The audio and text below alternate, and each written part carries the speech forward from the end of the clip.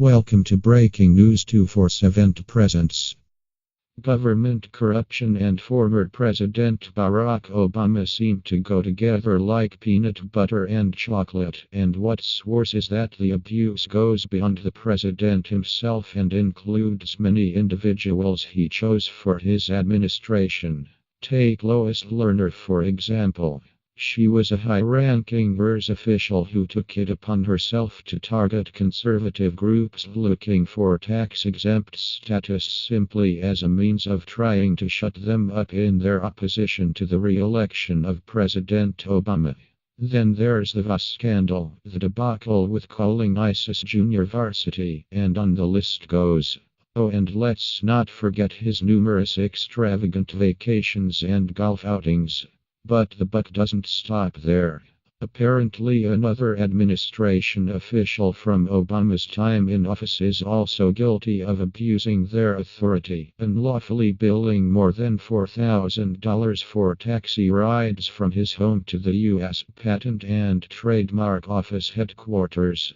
Vikram Iyer, who served as Chief of Staff of the agency, a part of the U.S. Department of Commerce, forced taxpayers to foot a bill for at least 130 unauthorized taxi rides, the majority of which occurred during a 4-month period in 2016, according to a report released Tuesday by investigators, The Washington Post reported.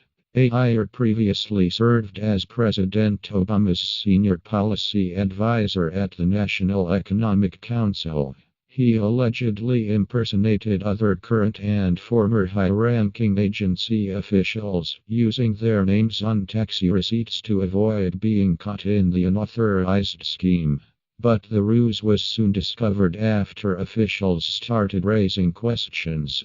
They confronted the Patent and Trademark Office's then communications director, one of the names Iyer used to bill the rides, who told investigators that he did not use the taxis as he regularly drove to work. The evidence establishes that political appointee knowingly used the agency's cab company account for impermissible purposes on a routine basis, and that he took steps to conceal his unauthorized use of this account by providing false names and false location information. Commerce Department Investigator General Peggy Gustafson wrote in the report, according to the Post.